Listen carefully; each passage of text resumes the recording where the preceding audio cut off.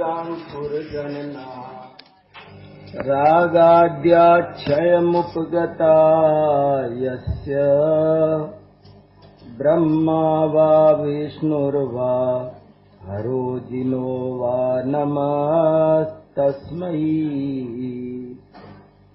जिसने संसार के बीजभूत रागादि का क्षय कर दिया है, उस आत्मा को, चाहे उसका नाम ब्रह्मा हो, चाहे विष्णु हो, चाहे हर हो या जिन हो, मैं उस वीतराग एवं सर्वज्ञ परमात्मा को भक्ति पूर्वक प्रणाम करता हूँ। हम सब न्याय शास्त्र का अध्ययन कर रहे हैं। न्याय का क्या मतलब है, न्याय की क्या व्युत्पत्ति है, न्याय का क्या लक्षण है, न्याय के कितने अंग है। प्रमाण नयात्मको न्यायः, प्रमाण और नय ये दो न्याय के अंग हैं। न्याय के कितने ग्रंथ हैं, उनमें से कौन कौन से बहुत प्रमुख हैं, प्राथमिक हैं, जो हमको जरूर देखने चाहिए।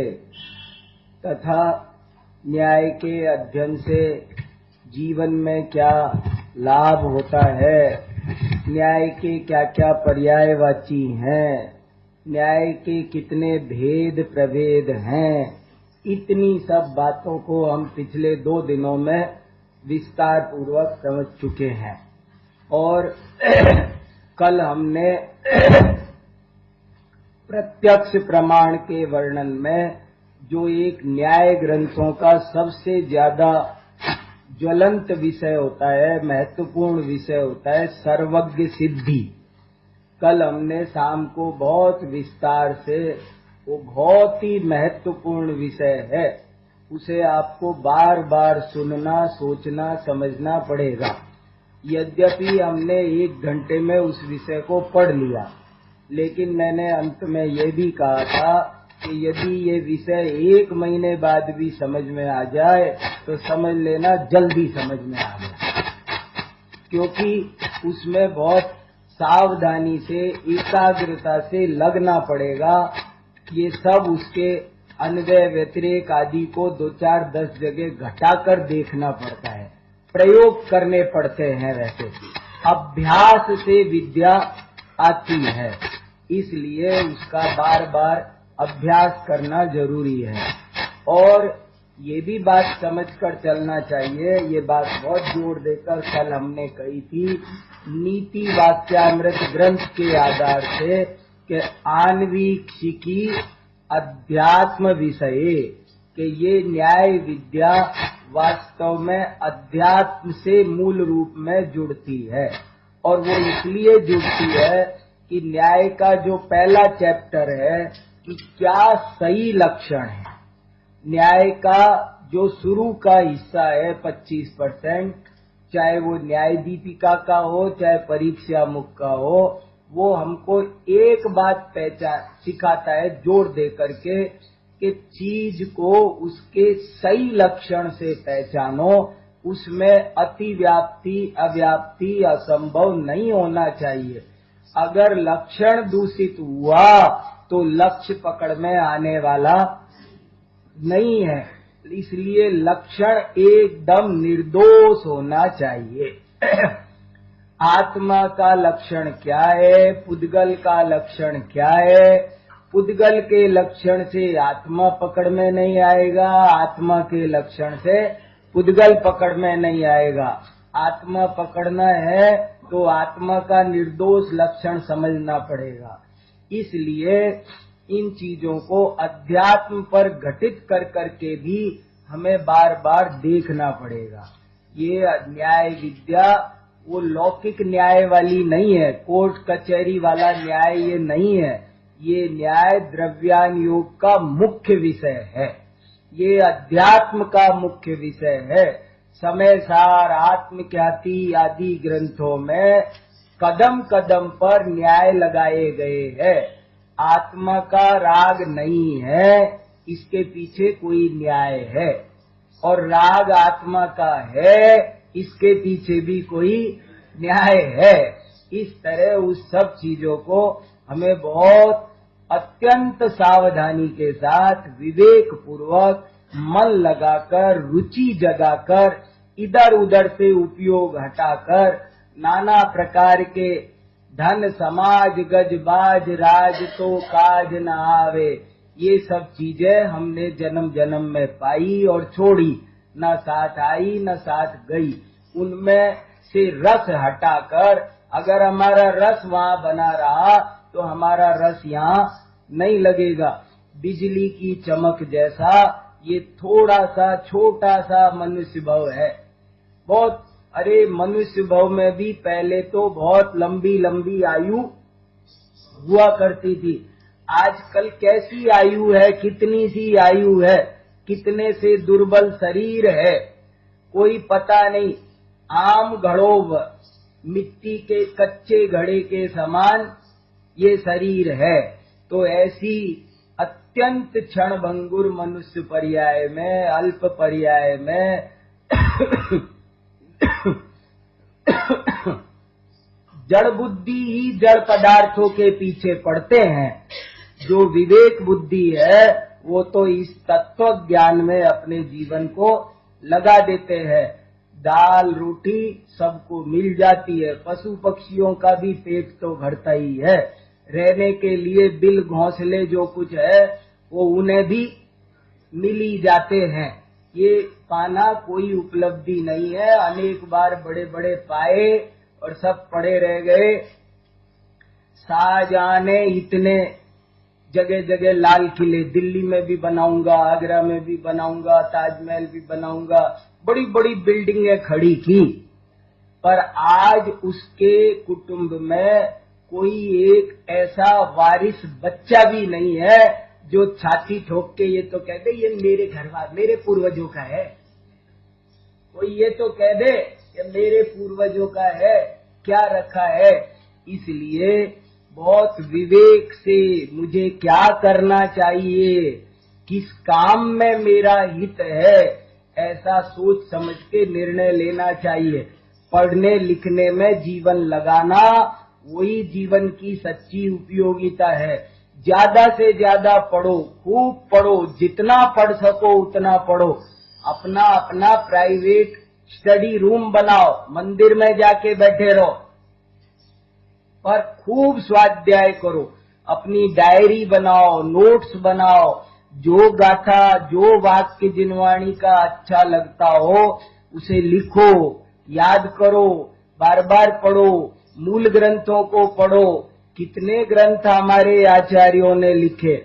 कल मैंने कहा ना, यदि जन्म के दिन से लेकर मरण के दिन तक निरंतर आए 100 वर्ष की आयु मिल जाए तो भी 36,500, 365 दिन का एक दिन है ना। ज्यादा जन्म के दिन से लेकर मरण के दिन तक 100 वर्ष की आयु पाने पर भी प्रतिदिन एक ग्रंथ भी पढ़ो तो भी 36,500 ही ग्रंथ पढ़ सकते हो। जैन ग्रंथ आज की तारीख में कम से कम 3 लाख 4 लाख मौजूद है। इतनी जिनवाणी हमारी है, हम क्या करेंगे बताया न। हमारा इतना विशाल व्यापक विस्तृत जैन धर्म सिमट के जरा सा रह गया। देखा था ने भरत चक्रवर्ती ने सपना, सारा तालाब सूख गया, जरा सा एक गड्ढे में थोड़ा सा बचा है। ऐसे ही हम सब सिमट करके जो कभी 100% हुआ करते थे वो अब 1% भी नहीं बचे, आधी परसेंट 1/4% बच गए। वो सब कमी हमारी समाज में स्वाध्याय की है, अध्ययन की है। संस्कृत भी सीखो, प्राकृत भी सीखो। श्रमण संस्कृति के उपासक होकर श्रम से मुंह मत मोड़ो, खूब श्रम करो, खूब परिश्रम करो। जब तक जैन दर्शन में और दर्शनों में यही फर्क है, ये पुरुषार्थवादी है। आत्मवादी है, वहां तो ये भला कर देगा, वो भला कर देगा, तू तो बस पकड़ ले, तार देंगे बस, मामेकम शरणम व्रज। वहां तो इतनी सी बात है, मगर यहाँ ऐसे काम चलने वाला, यहाँ भगवान भरोसे। इसलिए बहुत विवेक से आत्मा ही अपना गुरु है, ये मेरी लाइफ है और मुझे इसे अच्छी तरह जीने का पूरा अधिकार है। इस पर किसी का कोई रोक टोक नहीं और इस पर किसी का कोई जोर शोर नहीं। मेरा विनाश और मेरा विकास दोनों ही 100% मेरे हाथ में है। ऐसा सोच के, जाग के, अकेले में शांति से निर्णय करो क्या करना। ये भव के अभाव के लिए मिला है, खाने पीने किसी को नाराजी करने के लिए और कोई विषय भोग के पोषण के लिए ये भव मेरा है नहीं। ऐसे मजबूती से निर्णय करो एकांत में बैठ करके कि सब हुआ, हम किसी का बुरा करते नहीं, बुरा चाहते नहीं और अपना भला सोचना हमारा कर्तव्य है। कोई हमें देख के व्यर्थ ही नाराज होता हो तो हम क्या कर सकते हैं, हमें अपना भला तो। जब आप धर्म के स्वाध्याय के क्षेत्र में लगोगे तो अनेक लोग कभी कभी ऐसे ही नाराज से भी, किस को खुश करोगे, कितना जाओगे, कितने भी चले जाना, पेट भरना नहीं है। आप कितने भी अपने बेशकीमती दिन लगाओ, घंटों लगाओ, लेकिन सबके यहाँ सब कार्यक्रमों में जाना संभव नहीं है। हमारा बेशकीमती जिस मनुष्य जीवन का एक एक क्षण चक्रवर्ती और इंद्र की संपदा से भी अधिक कीमती हो, उस मनुष्य भाव के क्षणों को ऐसे ही किसी को खुश करने के लिए बर्बाद करना ठीक नहीं है। आप हाथ जोड़ के एक ही बार कह दो, ना काहू से दोस्ती, ना काहू से बैर, कबीरा खड़ा बाजार में सबकी मांगे खैर। सबका भला हो, हम भले की कामना कर सकते हैं, बस ज्यादा परेशान होने की जरूरत नहीं है। एक और बहुत अच्छा दुआ है, जीवन से मरना भला, जो मर जाने कोय, मरने पहले जो मरे, अजर अमर वह होय। फिर सुनो, जीवन से मरना भला, जो मर जाने कोय। जीने से तो मरना बढ़िया है, लेकिन आपको मरना आना चाहिए। कि क्या आना चाहिए? कि मरने पहले यदि मरे, अजर अमर वह होए। मरने से पहले मर जाओ ना, थोड़े दिन पहले मर जाओ ना, कह दो सबसे मैं मर गया।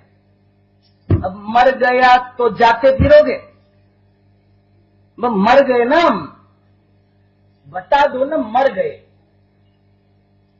क्या है? काय को परेशान होना।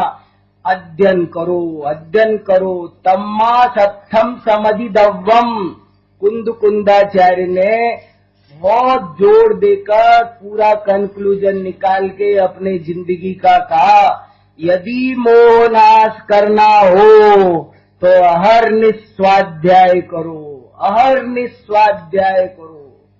अगर मोह नाश करना हो तो अहर्निश 24 घंटे स्वाध्याय करो और अच्छे से करो, ईमानदारी से करो, डरो भी मत।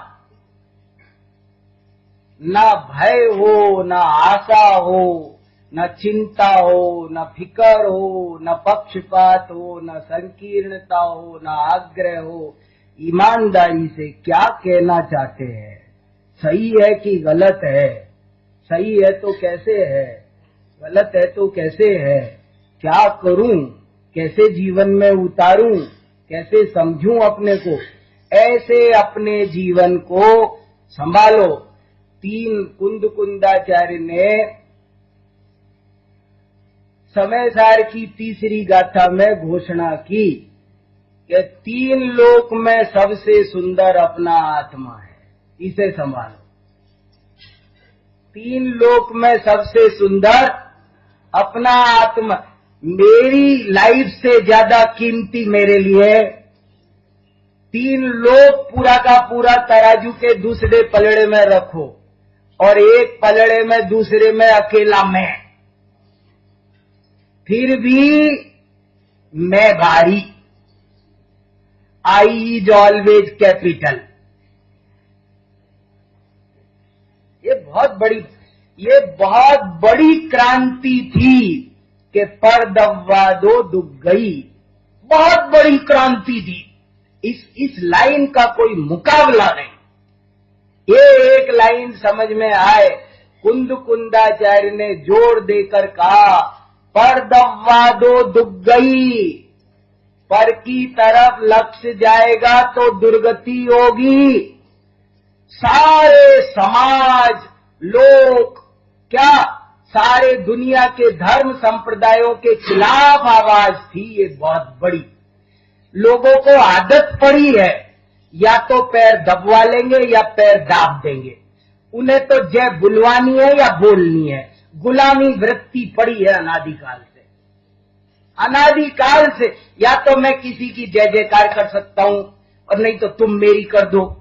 मैं जो भगवान बनना चाहता हूं वो भी इसीलिए कि दुनिया मेरा मंदिर बनाएगी, फिर मुझे पूजेगी, बढ़िया रहेगा ना। अरे ये सब कुछ नहीं है। अपने जीवन को सुखमय शांत बनाने के लिए, निराकुल बनाने के लिए ये सारी साधना है। वर्तमान को सुंदर बनाने की कला है ये। इसलिए बहुत अच्छी तरह सावधानी से अपने जीवन को चलाना है, इधर उधर गंवाना नहीं है। अपना काम करना है, जल्दी करना है, सावधानी से करना है।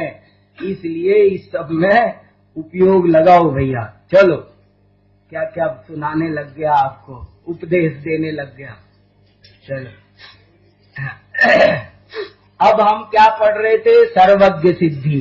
सर्वज्ञ सिद्धि हमने पूरी पढ़ी। अब पढ़ते हैं परोक्ष प्रमाण और उसके भेद प्रभेद। देखो क्या है परोक्ष प्रमाण। देखो, मूल ग्रंथों को भी पढ़ा करो, अलग अलग ग्रंथ पढ़ा करो, चारों अनुयोग रोज रोज बदल बदल के भी पढ़ो। सब ग्रंथों को देखो। आप समय सार भी पढ़ो, प्रवचन सार भी पढ़ो, पुरुषार्थ सिद्धि उपाय भी पढ़ो, रत्नकरंड श्रावकाचार्य भी पढ़ो, इष्टोपदेश भी पढ़ो, समाधि तंत्र भी पढ़ो, पद्म पुराण भी पढ़ो, महापुराण भी पढ़ो, द्रव्य संग्रह भी पढ़ो। ये मूल कुछ एक ग्रंथ तो 25-50 ग्रंथ जो हमारे बहुत प्रसिद्ध ग्रंथ है, वो उनका तो जरूर स्वाध्याय करना ही चाहिए। पर एक बार करने से नहीं होगा, बार बार करना पड़ेगा, दोहराने पड़ेंगे उनको, तब सब समझ में आएगा। कोई बड़ी बात नहीं है, बस रुचि होनी चाहिए। इधर रुचि नहीं होगी तो आपको लगेगा जाने ये तो क्या कह रहे हैं, पता नहीं, ये तो हमको अपने जैसा बाबा जी बनाना चाह रहे हैं। ये सब इनको तो कोई काम है नहीं ना, हम क्या रोटी ना बनाए, ये ना करे, दुकान ना जाए। लेकिन भैया असली काम मोक्ष का यही है। सब काम तो होते ही रहेंगे। ये तो ऐसे ही चलता रहेगा। परोक्ष प्रमाण और उसके भेद प्रभेद आज समझने की कोशिश करते हैं। देखो, कोई बताएगा क्या अंतर बताया था प्रत्यक्ष और परोक्ष में?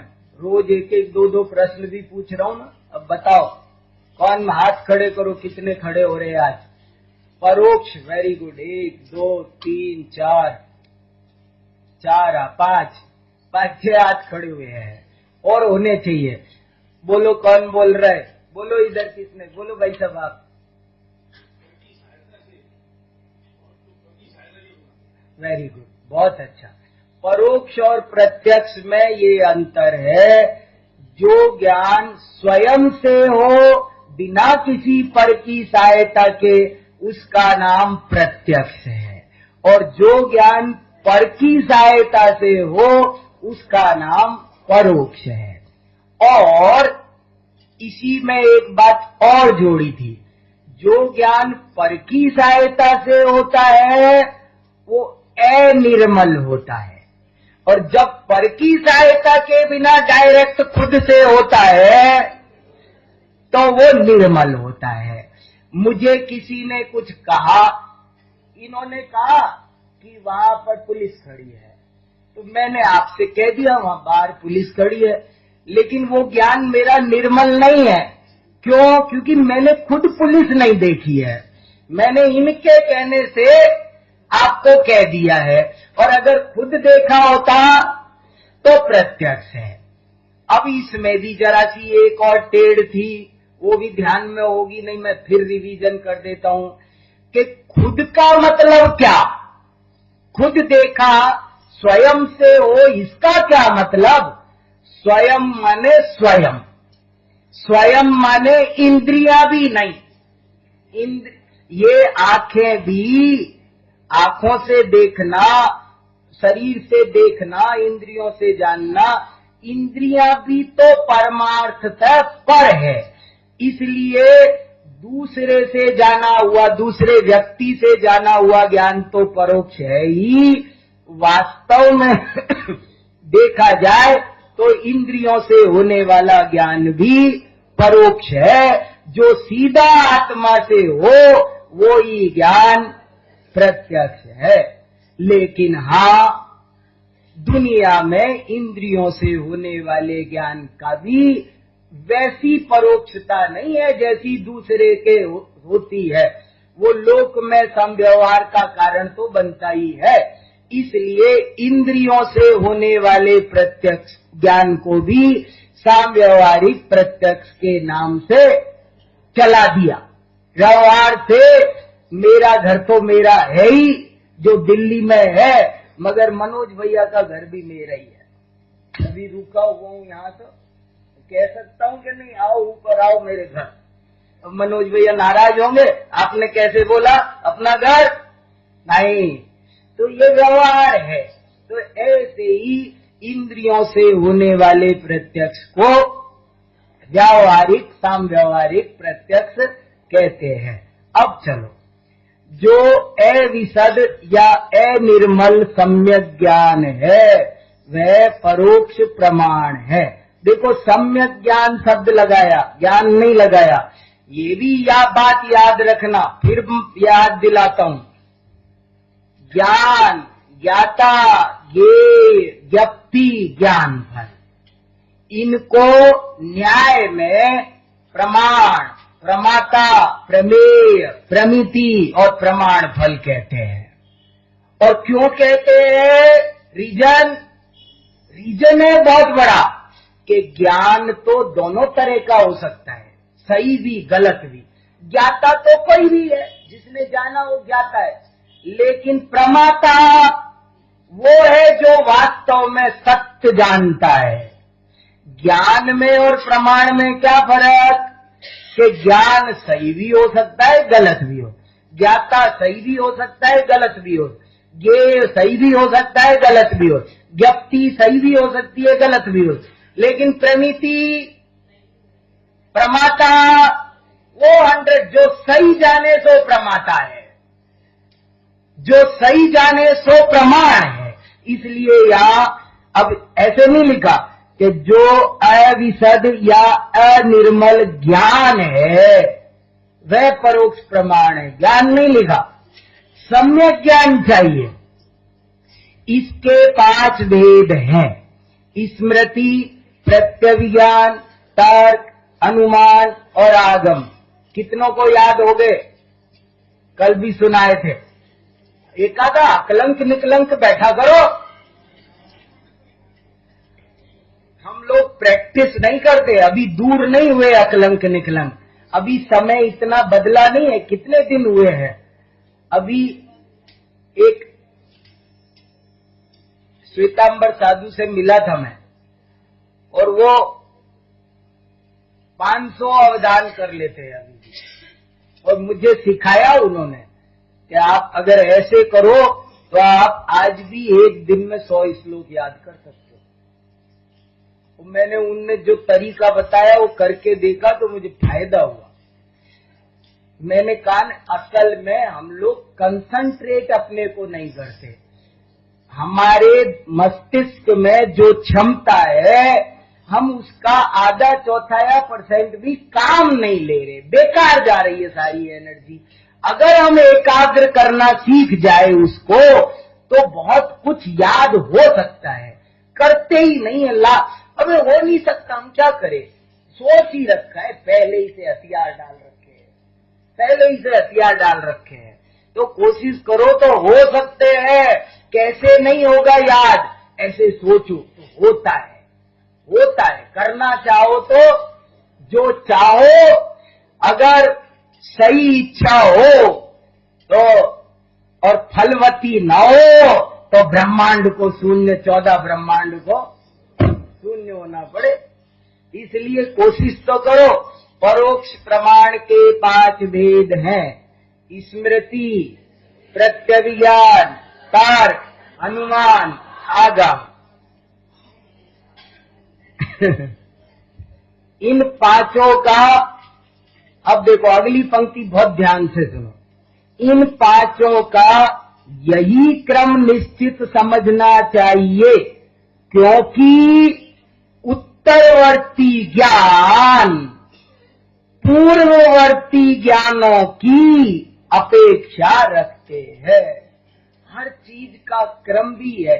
जिनवाणी में जितने भी भेद प्रभेद बताए ना, वो आप ऐसे ही नहीं बोल सकते ऊट पटांग। सबका कोई 5 इंद्रियां बोलनी हो तो कुछ भी बोल सकते हैं क्या? 14 गुण स्थान बोलने हो तो कुछ भी गिना सकते हैं क्या? कुछ भी गिना दो, क्या तो गिना तो दिया आपको, 14 से मतलब है ना, ऐसे नहीं है 14 से मतलब, क्रम सहित 14 सुनाने पड़ेंगे। क्रम से 5 इंद्रिया, 3 लोग के भी नाम सुनाने हो ना, तो ऐसे कुछ भी ऊट पटांग नहीं बोल सकते आप, उसका क्रम है, आपको उस क्रम में सुनाना पड़ेगा।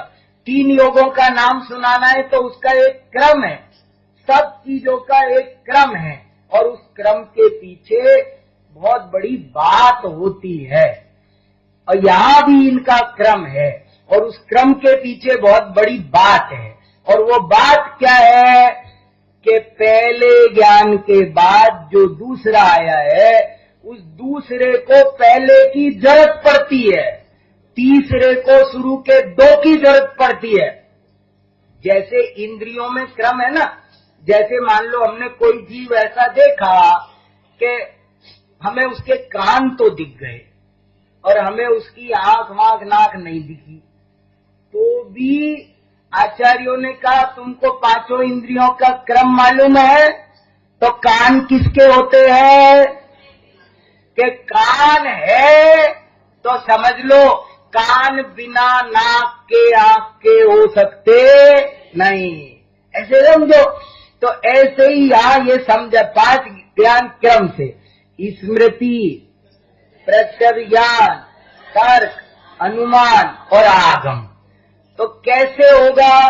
तो देखो ये कहा ना, उत्तरवर्ती ज्ञान पूर्ववर्ती ज्ञान की अपेक्षा रखता है, माने स्मृति पूर्वक प्रत्यभिज्ञान होता है। इसके 5 सेंटेंस बनाता हूं, अब ध्यान से देखना। स्मृति पूर्वक प्रत्यभिज्ञान होता है, स्मृति और प्रत्यभिज्ञान पूर्वक ही तर्क होता है, स्मृति प्रत्यभिज्ञान और तर्क पूर्वक ही अनुमान होता है, स्मृति प्रत्यभिज्ञान तर्क और अनुमान पूर्वक ही आगम। ये इसका मतलब है। देखो, यथा स्मृति को पूर्व प्रत्यक्ष की अपेक्षा होती है, प्रत्यभिज्ञान को प्रत्यक्ष एवं स्मृति की अपेक्षा होती है, तर्क को प्रत्यक्ष स्मृति एवं प्रत्यभिज्ञान की अपेक्षा होती है, और आगम को शब्द संकेत आदि की, माने पूरे पांचों की, पुराने चारों की अपेक्षा होती है। कल थोड़ा सा इनकी परिभाषा बताई दीदी, आप इनको अच्छे से अब खुद सोचो। स्मृति को पूर्व प्रत्यक्ष की जरूरत है। जैसे मैं कहूं मुझे याद आ रही है, आप पूछो किसकी, पता नहीं किसकी आ रही है, ऐसा हो सकता है। याद आ रही है पर किसकी आ रही है? अरे याद आ रही है, याद उसी की आ सकती है जिसका पहले प्रत्यक्ष हुआ हो।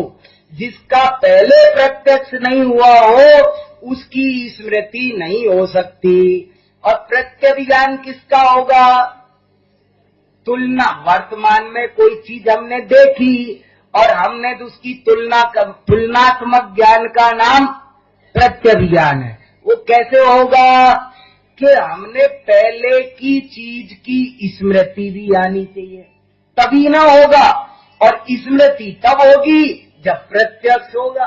तो प्रत्यक्ष भी चाहिए, स्मृति भी चाहिए, तब प्रत्यभिज्ञान होगा। तर्क कब लगेगा? जब स्मृति भी हो, प्रत्यभिज्ञान भी हो, तब तर्क लगेगा। अनुमान कब चलेगा? जब स्मृति, प्रत्यभिज्ञान, तर्क तीनों काम में लो, तीनों से मिलकर अनुमान बने। ऐसे पांचों के पांचों बनते हैं।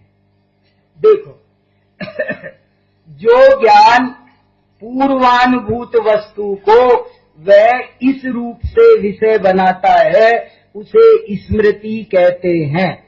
प्रत्यक्ष दर्शन, और ये दर्शन माने देखना, ये सिंपल दर्शन का मीनिंग देखना है। प्रत्यक्ष दर्शन और स्मृति के संकलन रूप ज्ञान को प्रत्यभिज्ञान कहते हैं। प्रत्यभिज्ञान अनेक प्रकार का है, वो सब कल बता दिया था आपको। एकत्व प्रत्यभिज्ञान, सादृश्य प्रत्यभिज्ञान, वैसादृश्य प्रत्यभिज्ञान, प्रातियोगिक प्रत्यभिज्ञान आदि। प्रत्यक्ष दृष्ट और स्मृत, दृष्ट स्मृत समझ में आ रहा है कुछ? दृष्ट माने देखा हुआ, ये सब थोड़ा थोड़ा थोड़ा थोड़ा, कभी एक आधा बार ऐसे, जैसे 3 दिन की ये क्लास लगी, ऐसे 3 दिन की कभी संस्कृत की लगे, कभी प्राकृत की लगे। 25-50 लोग जो बहुत गहरी स्टडी करना चाहते हो उनके लिए गहरी स्टडी का इंतजाम बने रहना चाहिए। गहरी स्टडी की दुकान भी, जौहरी की दुकान भी खुली रहनी चाहिए, किराने की तो खुली रहती है, कभी कभी ये भी, कभी कभी ये भी चलनी चाहिए। प्रत्यक्ष दृष्ट, दृष्ट माने देखा हुआ। दृष्ट धातु को भूतकाल का प्रयोग बनाना हो तो ता प्रत्यय लगा देते हैं।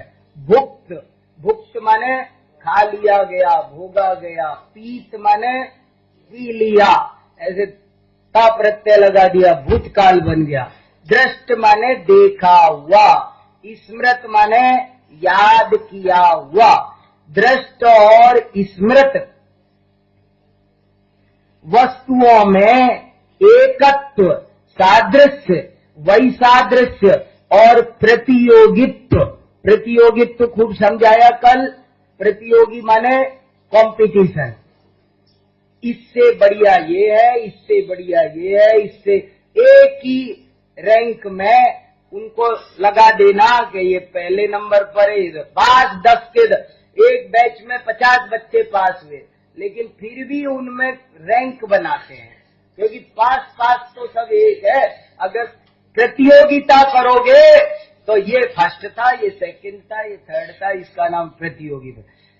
तो प्रतियोगित्व को विषय करने वाले प्रत्यभिज्ञानों को क्रमशः एकत्व, सादृश्य, वैसादृश्य और प्रातियोगिक प्रत्यभिज्ञान कहते हैं। जैसे यह वही देवदत्त है, ये हो गया एकत्व प्रत्यय, ये वही आदमी है, ये एकत्व हो गया। ये उसी के जैसा है, ये सादृश्य हो गया। तर्क, अब देखो तर्क किसे कहते हैं, ये भी कल जोड़ दिया था थोड़ा सा कि तर्क माने भी क्या होता है। हम लोग किसी भी तर्क को तर्क समझते हैं पर यह प्रमाण का नाम तर्क है, सम्यक ज्ञान का नाम तर्क है। हम किसी भी अनुमान को, मेरा अनुमान है कि बारिश आएगी, ऐसे अनुमान नहीं होता। अब अगर अनुमान तो उसका नाम है कि बारिश का अनुमान किया है तो बारिश आनी भी चाहिए। तो तर्क किसे कहते हैं जरा समझो, बहुत बारीक बात है, सूक्ष्म बात है, याद रखने की, गहराई में जाने की है। व्याप्ति के ज्ञान को तर्क कहते हैं। अब ये नहीं समझ में आए तो व्याप्य व्यापक संबंध आदि कुछ समझ में नहीं आ सकते। व्याप्ति के ज्ञान को तर्क कहते हैं। अभी इतनी सी बात समझो शांति से, व्याप्ति के ज्ञान को तर्क कहते हैं। व्याप्ति माने, आपको कल कहा था वो लाइन फिर याद करो, तीन लोक के अनंत पदार्थों में से किन्हीं दो पदार्थों में अविनाभाव संबंध होता है।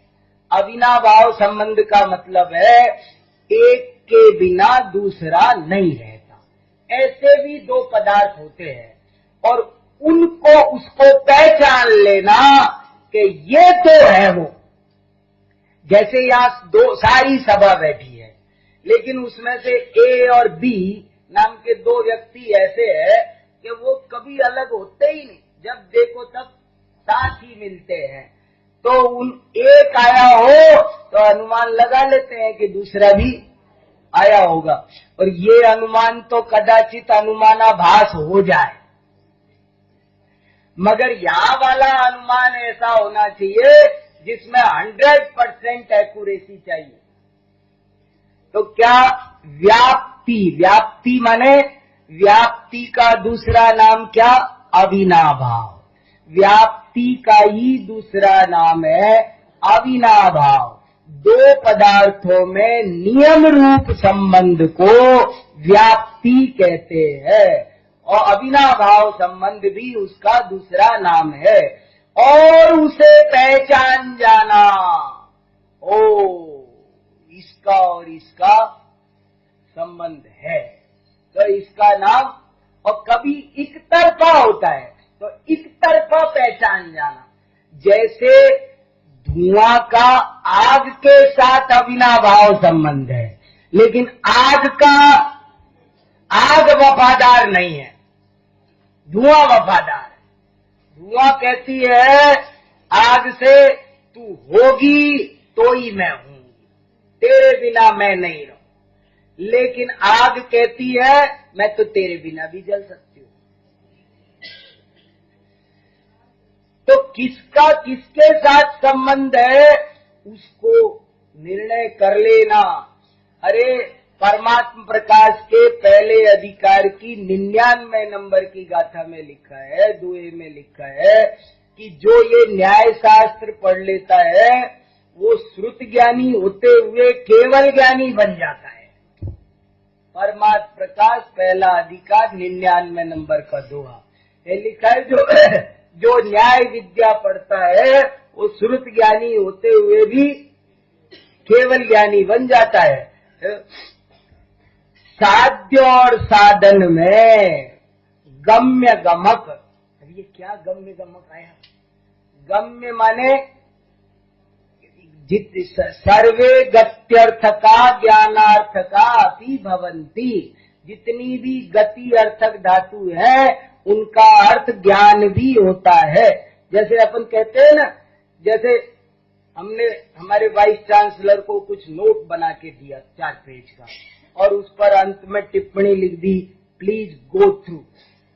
गो थ्रू माने आप इसको जानो, पढ़ो। गो माने अंग्रेजी में भी वहां गो माने जाने के साथ साथ जानना भी होता है।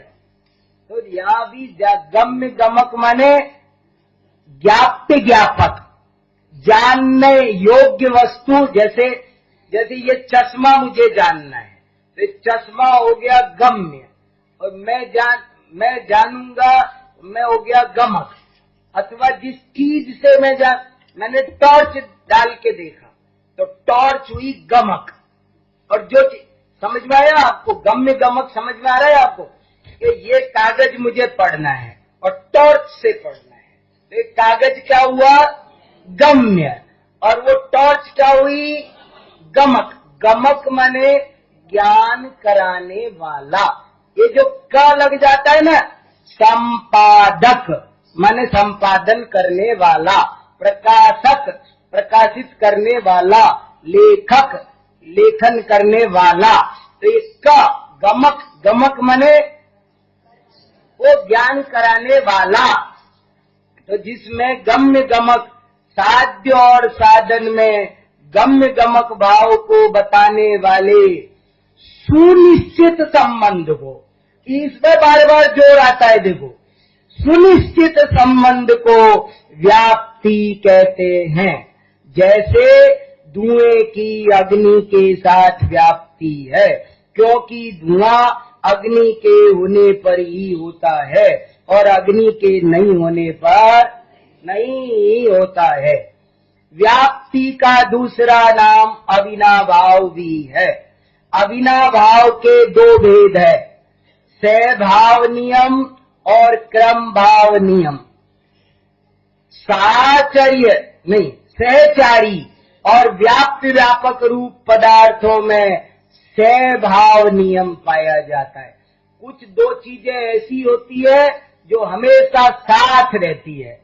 जैसे जहाँ जहाँ ज्ञान होगा वहाँ वहाँ दर्शन भी होगा, चरित्र भी होगा। तो ज्ञान का, दर्शन का, चरित्र का साचर्य संबंध है, सहभाव नियम है। लेकिन कुछ चीजों का साथ रहने का नियम नहीं है, लेकिन क्रम से रहने का नियम है। सोमवार और मंगलवार ये एक दिन कभी नहीं आते।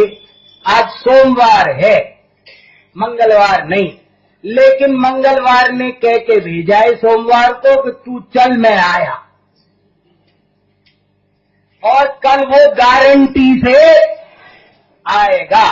तो ये जो गारंटी से क्रम पूर्वक रहे उसको कहते हैं क्रम भाव नियम, क्रम सहभाव नियम। सहभाव नियम माने रूप और रस, स्पर्श, रस, गंध, वर्ण, इनमें क्या है, सहभाव संबंध है। आप आम खरीदने गए, भैया क्या भाव, 100 रुपए किलो। ऐसा कर, रस रस दे दे, रूप रूप रख ले, 50 रुपए किलो लगा ले। ऐसे चलेगा? वो बोलेगा रू स्पर्श रस गंध वर्ण का सहभाव नियम है, लेकिन सोमवार मंगलवार आदि का, मुझे इधर खिसकाया तो घड़ी नहीं दिख रही है। कितने बज गए? 5-7 मिनट में पूरा, 5 मिनट 7 मिनट में पूरा। हाँ, समझ में आ रहा है आपको? आनंद आ रहा है? किसी को कठिन लगे तो क्षमा करना। कहेंगे भैया क्या करे, पर माल है भैया। ये सूता मैना का किस्सा मनोरंजन करने नहीं आए यहाँ। ये मनोरंजन की क्लास नहीं है, भाव के अभाव की क्लास है।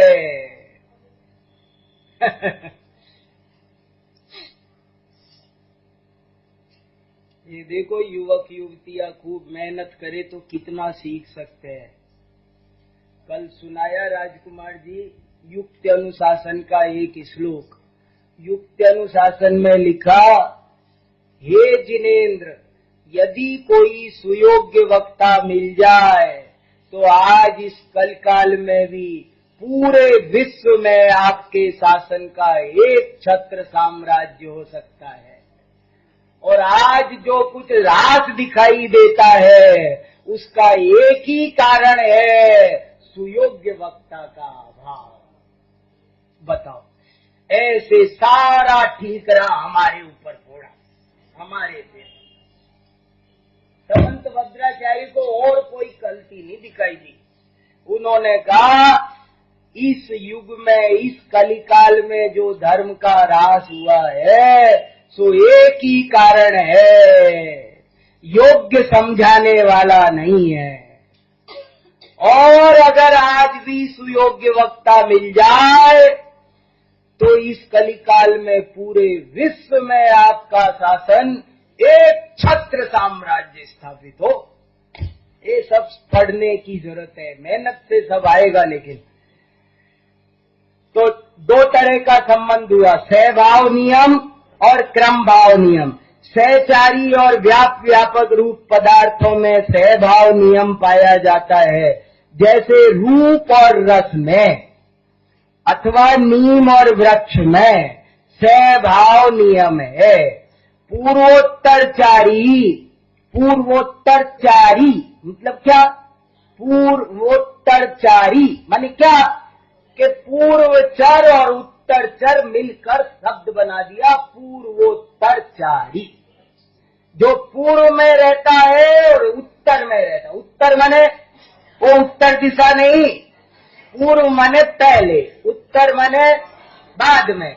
जो पहले रहता है बाद में रहता है, और उनको उन दो पदार्थों को कहते हैं पूर्वोत्तरचारी।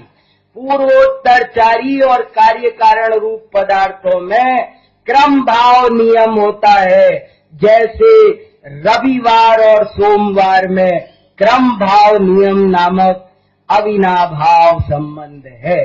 तो इसका नाम तर्क है। अगर सही ज्ञान हो जाए व्याप्ति का, अविनाभाव का, तो हम सही तर्क कर सकते हैं। तब हम हमारे दुख का असली कारण क्या, अब खोजो, तर्क अब लगाओ। दुख का कारण क्या, ज्ञान का कारण क्या, सुख का कारण क्या, लगाओ तर्क। यदि वस्त्र न होने से दुख होता हो, तो जिन जिन के पास वस्त्र नहीं है वे सब दुखी होने चाहिए, और जिनके पास वस्त्र आ जाए वे सब सुखी होने चाहिए। लेकिन ऐसा नहीं है। इससे सिद्ध होता है कि वस्त्र नहीं होना दुख का असली कारण। पैसे नहीं होने से दुख होता हो तो ऐसे जब हम अन्वय व्यतिरेक लगाएंगे, संबंधों को समझेंगे, तब सही तर्क करना आएगा, तब युक्ति समझ में आएगी, और तब हमको जिन शासन भली भांति समझ में आएगा। बाकी की चर्चा बाद में।